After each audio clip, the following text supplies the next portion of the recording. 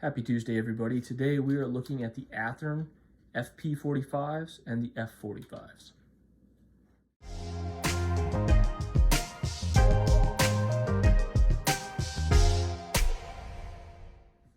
Okay, jumping right into this. In the back, we have a Santa Fe Fp45 and two Burlington Northern F45s.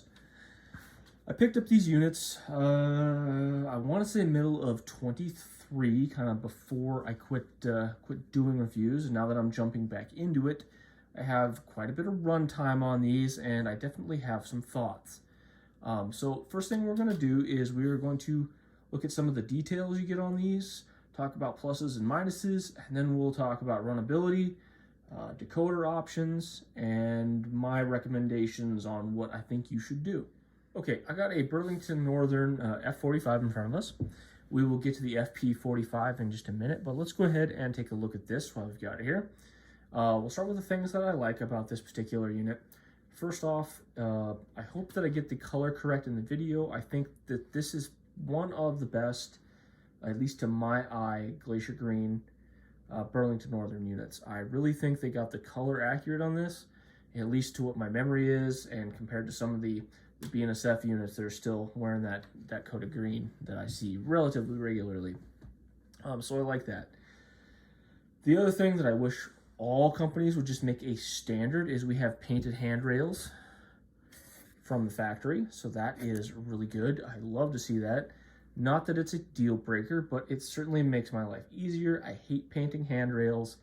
It really helps the model pop when you see it on the layout.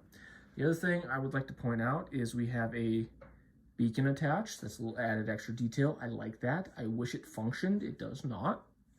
The other thing is the decal work on this seems to be very crisp and well applied everywhere, so that's always good. When it comes to the body work, I definitely like the panel thickness in most areas.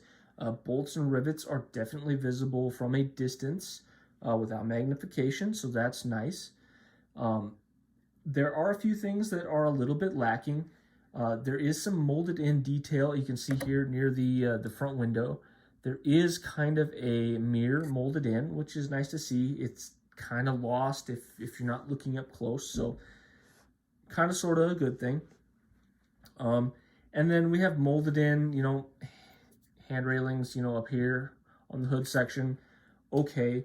Louvers on this are very nicely put together. They're well defined, evenly spaced. Sorry about that. Well defined, evenly spaced. And they look very scale. When you get on top, there's a couple of added details that I really like as well.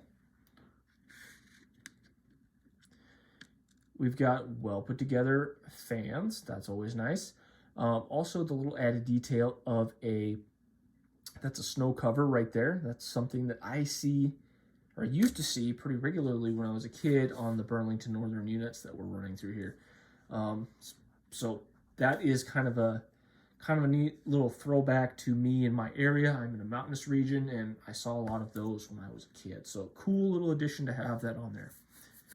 Now for the part that I don't necessarily like doing, it is the parts that I don't like. And to be honest with you, this model kind of leaves me in a little bit of an in-between space. Athearn has their own couplers. Not a fan of those at all. I forget what they're called, but they really don't work very well on locomotives. You can get away with them on rolling stock where there's not a lot of weight involved. But with locomotives, you're going to be pulling the entire load behind you. They need to be strong. These are just not that, in my opinion. Moving a little farther back, you're going to notice the windows on this unit right here. They're not necessarily well applied, and some of the paint isn't even. They're also foggy in some particular areas. Like if you notice the door window, it's just not up to the quality that we're starting to see from other manufacturers. The other thing that is almost a deal breaker for me on most modern locomotives, the Dash 8 from Atlas would be the only exception, mainly because it was so reliable. but we have the monster truck effect going on with this particular unit. So let's just tip this back just a little bit. And you can see that I have visible frame, which is never a good thing. And the trucks sit off of that frame, quite a ways. As a matter of fact, you can see gears in there while they're running. That to me is unacceptable. A lot of manufacturers, I have noticed, Atlas does it in some of their product marketing, as well as Broadway Limited with their newer Gevos. They take the product photography from the angle that I currently have my camera in. It makes it very difficult to see that monster truck effect.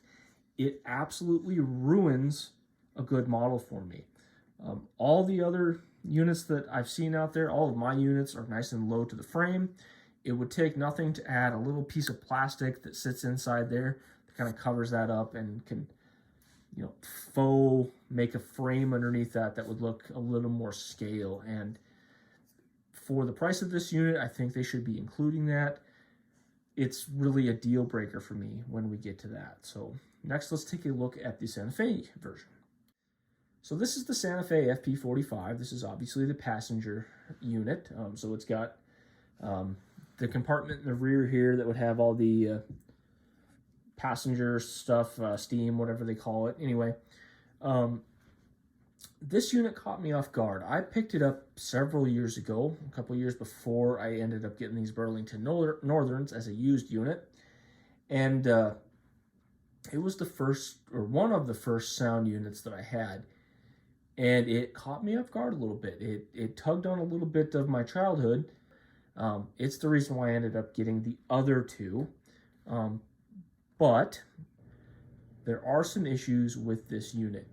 The body paneling simply is not as good, so the more modern ones have definitely come along a little bit. I can see there was still the same problem with the windows back then as there are now. But the monster truck effect is probably more pronounced on this unit.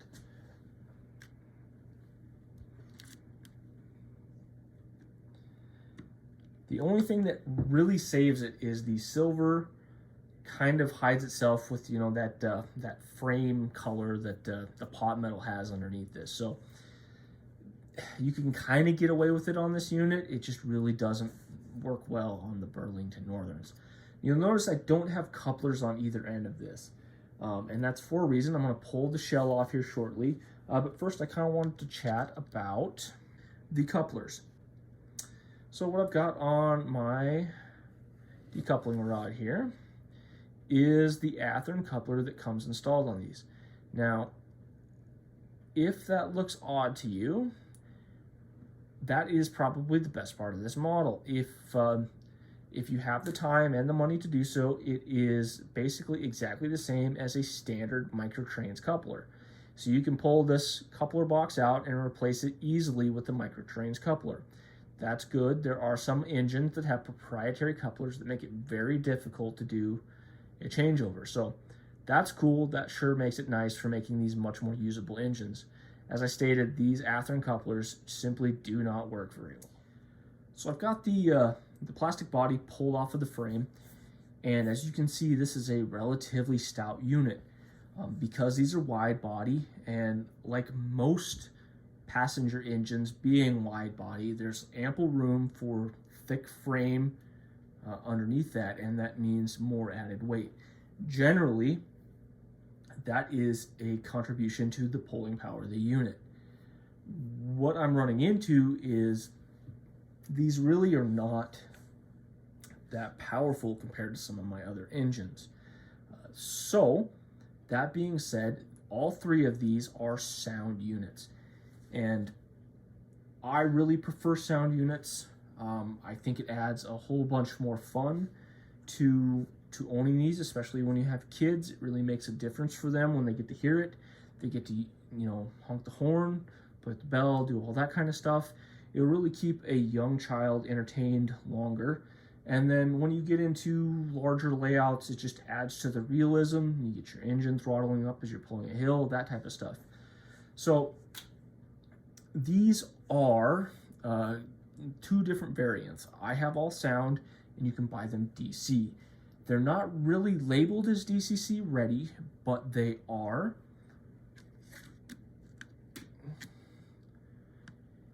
If that looks unfamiliar to you, that is basically a standard Kato DCC board.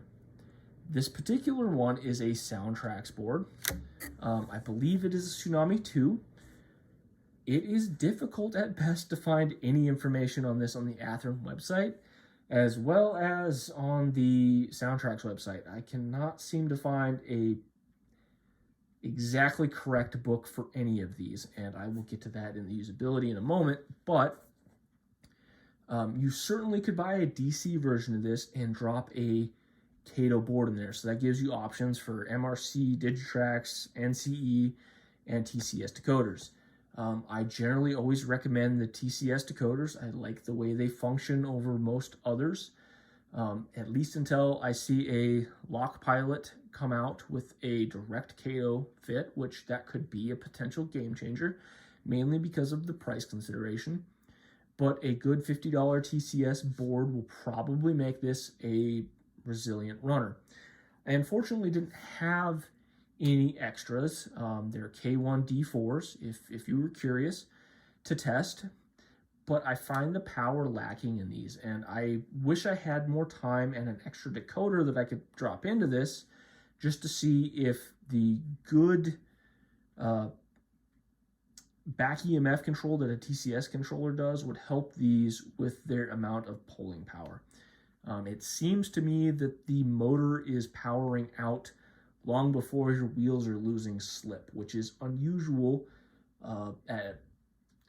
for basically every engine that I've ever used. You usually can just put your finger on top of them and you can kind of feel them hook up when they're pulling a heavy load. You can kind of hear the wheels slipping. That is not the case for this one. Once you hear the wheels slipping, you can touch it and it's like the motor is just out of power. So buyer beware when it comes to that. These are really not heavyweight pullers, which I expected them to be. If anyone tuned into my live stream where I was doing some light testing with these, I put some other models on a train that I already had put together, and a 77-gram Atlas GP40 outpulled these 154-gram BN units. And for example, this particular one, the Santa Fe, because it's a slightly larger engine, actually was 177 grams and couldn't pull the train either. So little bit telling when it comes to the motor capabilities on these. I think they're a little bit underpowered and probably would do better with a better decoder, but honestly probably need a motor change if they want to start competing with the big guys in the industry. So I ran into a bit of an issue over the weekend with my TCS system that I'm still working on getting sussed out. So I am currently using my backup Digitrax system, and it's not quite as feature-rich as my TCS system. So bear with me. I am going to kick on the power. We're going to hear the startup, and we'll run through some of the sounds on these particular units.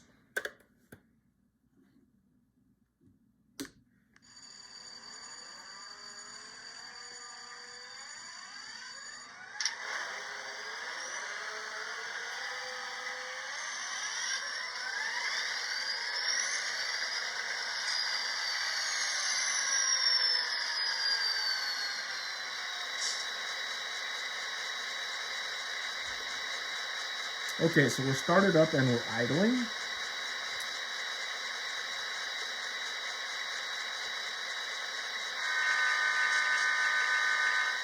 There's the Longhorn on the Santa Fe. Quick horn. Okay, and now I'm going to jump over to the BN units. Horn sounds about the same as it should. Quick horn. There's your bell. So now we get to talk a little bit about these units. Let me just do this. We'll jump to 6623. And we'll pull forward just a little bit.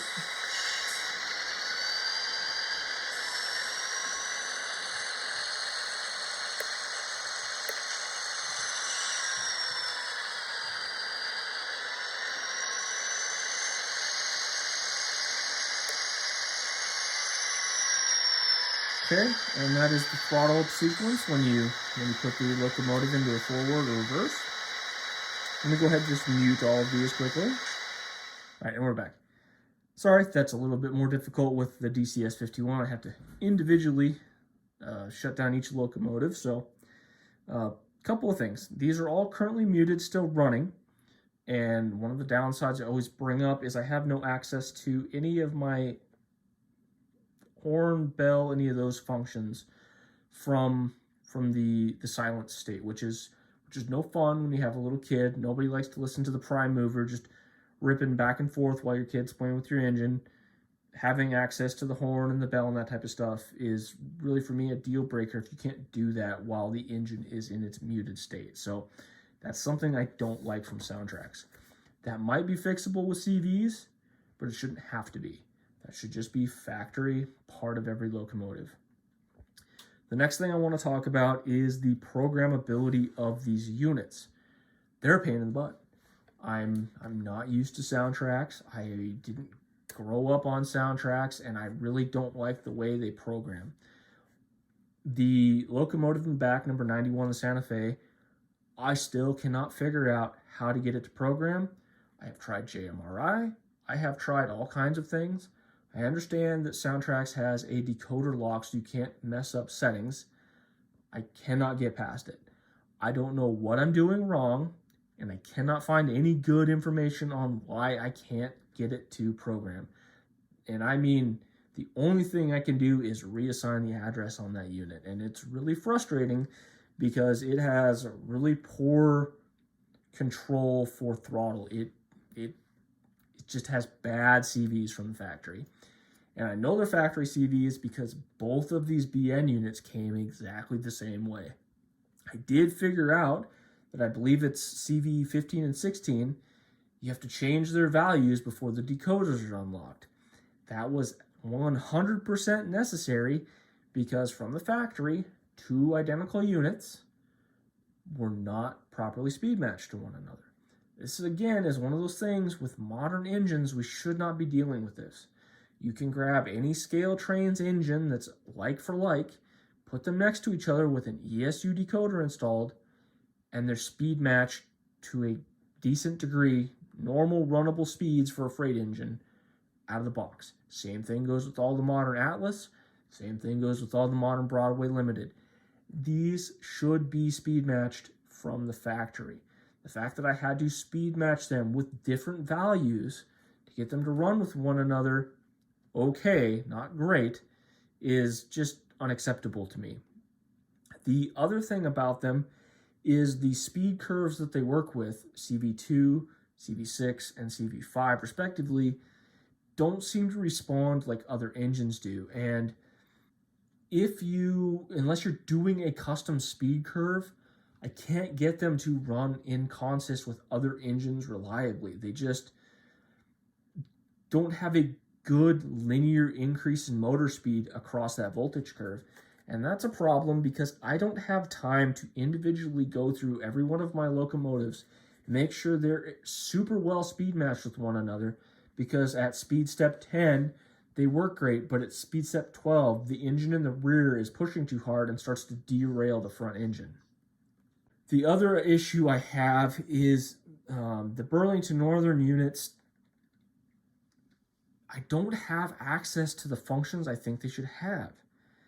For some reason, it's like factory, they've had their functions mapped to different places than the paperwork they came with. And they were both like this, so I'm unsure of if this was just, I got a weird set of units from Train World or what. But from what I understand, function 1 through 3 are normal.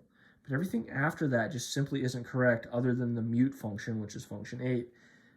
According to what I'm finding, 5 and 6 should allow you to throttle up and throttle down just like a Broadway Limited.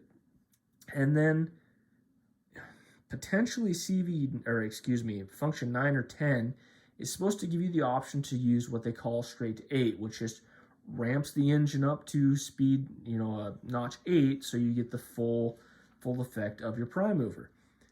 I could only make this work if I selected function 18, And even then, I don't think it was throttling up all the way to 8. It sounded like maybe 3 or 4, to be quite honest with you. And if you watch my pre-review run, I did have them throttled up through most of that, so you'll be hearing what it is that I'm talking about.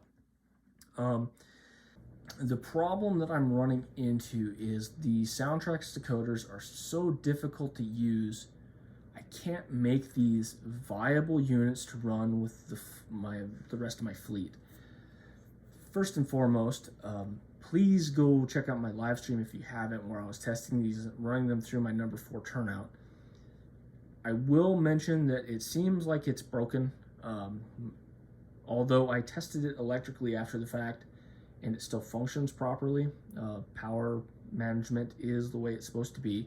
It just seems like the little leg that moves one of the, your turnout seems to be disconnected. So I did double check that it was electrically functioning, but these units could not make it through a number 4 turnout properly without losing power. And I'll be honest with you, doing my pre-review run was a little bit difficult. Even going through my number 6s, you will notice that I had to have a buffer engine in between. That C30-7 that I had in between them is just a dummy unit. And I use it in a lot of my consists that struggle sometimes, or if I'm just looking to have a little extra power in them, quote unquote. But these like to disconnect from one another because they're not perfectly speed matched, and these couplers don't stay together very well. If you can get a set of microtrains in between, that can kind of help sometimes, and that's what I was doing with that.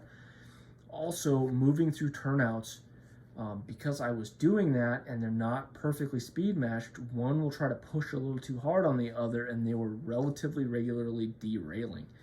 And if that's happening on a Kato number 6, there's something wrong. Number 4s are much more finicky and can really pull problems out of trains, but those number 6s are usually pretty bulletproof, and so kind of telling that these aren't really well engineered. So unless you're just running a loop, might consider staying away from these. The runnability aside, again with the CVs, momentum was easily, I got that pretty well figured out, but the jitteriness on the start is just bad. And if you watched the Burlington Northern 6623 move back and forth through the screen there, it kind of jumps ahead no matter what you do. Again, I'm not sure if I'm actually adjusting any of the back EMF settings, because it doesn't seem like I'm adjusting many settings, to be honest with you. I can't tell if these are actually fully unlocked or not. But even with my speed step 1 set to a value of 1, they jump forward. And I ran into this with other units, and I usually find out it has nothing to do with the drivetrain and the motor. It's simply the way that the decoder is interacting with the voltage curve that the motor requires. And a good decoder, like say a TCS one, it doesn't matter. I have taken, and I have tested this, and I believe I even have videos out there on it where I take a really old Kato and a really new Kato SD40-2, slap a Digitrax decoder in there, and then I speed match them, one with NCE, one with Digitrax, and I switch those decoders from unit to unit, and they're all over the place. The speed matching doesn't match at all, and it should be identical. And then I would do it with 2 identical decoders, Digitrax to Digitrax, and I'd swap them back and forth. Same thing. I couldn't slap the old values in and just have it work. However, I could grab 2 random TCS decoders, put them in there, put exactly the same settings in both units, and it would be perfectly speed matched. I expect that with a premium decoder like a Tsunami decoder, as well as easy to use programming options. You should not have to have JMRI to get a good running locomotive, and they should be really well put together from the factory, especially for the price that these units are at. So if you were looking for a unit like these, what options do you have? There are some legacy Katos out there that you could get. I know there's Amtrak because I have that particular one, but I don't know who else actually makes any or what road numbers they would have been available in. Athearn is really the only one that has a decent, assortment of different road names, road numbers, that type of thing to really fill out a fleet. So I would be pushing most people to try to find a DC version if possible. The sound version being anywhere from $210 to $270, depending on rarity, is untenable for what you're getting. And because of it, I will be selling my 2 Burlington Northern units and hopefully recouping some of my costs that I have into them. Although reliable, they do run well when they run. They don't have good pulling power, and I don't like the way they move through turnouts. So if I could fix any of that, maybe the pulling power would be the only thing that you could possibly fix. And maybe with some time, they might, and better decoders, they might move through turnouts better if they were properly speed matched. So I would move towards a DC unit. This gives you 2 options. You can either do NCE, Digitrax, MRC, or TCS, just standard DCC controllers. Again, I always push people to do the TCS for the time being. Hopefully there will be an ESU option in the near future, but currently there is not. TCS is a little more expensive, but that back EMF really helps the pulling power, and I think the speed curve that they have built in will make these a little more user-friendly for speed matching to your other units. Yes, you're probably not going to be able to just drop your Cato values into this and have it speed match well, but the way that the motor and back EMF respond to the voltage curve required to work through your speed steps is probably going to make it more usable, which means a better speed match to the locomotives it's running in consist with, which means it might actually go through turnouts better. If you're not fighting push-pulling with the other locomotives in consist, you're less likely to have your trucks try to twist under load. So that might make these a little more usable. The reason I think that's the case is generally when running by themselves, they tend to go through turnouts pretty well, other than they tend to lose electrical connection here and there. That is also the other reason I think a better decoder will help. Paragon 4s were a good proof of concept on this. They have more capacitance and they tend to work a little better. These new Locksound V5s are almost at the same level as that. They really do deal with dirty track a whole bunch better. They also seem to just deal with turnouts better. And the classic TCS decoders, especially on a Cato, there's basically no other match. Or I should say a clean Cato, but there's no other match to that. They really run in everything. And so a TCS decoder in this might make them drastically more reliable. If you want sound, Locksound then becomes your only viable option. So using a Locksound decoder, I believe these are just 16 millimeter round speakers. Don't hold me to that. Get it, measure it, do your research before you buy your speaker, but they're really only like $10, $15. And then watch on eBay and check some of your favorite retailers. I like Lombard Hobby. They've always treated me really well. And if you're ordering enough stuff, you can get free shipping, but they're usually about $100. Get that Cato Micro Direct board from Locksound. Flash a good F45 sound file on there, or SD45, whatever they have available, and suddenly you're rocking and rolling with a sound unit that has a really good decoder with good motor curves that'll allow it to possibly be a stronger puller, so maybe be a little better with its electrical connection and turnouts, but you also have a much better sound file. Easier to do all of your normal functions with. Speed matching becomes easier. It's quick and easy to change your volume levels. I didn't mention that earlier, but these are relatively loud units, which is nice. But again, I can't adjust any of my CVs. I can't figure out why. Can't bring my volume down, so I'm kind of stuck where I'm at. So matching it with other sound units becomes a little more difficult. You can easily do that with CV63 and a Locksound. So I think $100 for a DC, max like $120. and another 110 for a good speaker and lock sound decoder, and you're at that 210 to 240 range. It's a little bit better in my opinion. If you can get it closer to that 210, that's probably where you want to be. You're competing with the cheapest factory price that I can find. I think 212 is the cheapest one I could find new, and you're getting way more functionality even without a lock programmer. A lot of places will pre-program those boards for you if you ask politely, and if you have a lock programmer, you already know the business. It's a lot of fun. So with all that said, really can't recommend these. If you just need something like this for your layout, just got to have some F45s to run with some of your Santa Fe units or what have you, really look at that DC option. I think it's the way to go. And that said, everybody, anybody is interested in picking these up, I will be selling them, hopefully for a decent price. Other than that, you all have a nice week, and I will see you next Tuesday. I will be testing some other locomotives, and please take part in the poll. Let me know what you guys want reviewed next. Have a good week. Bye now.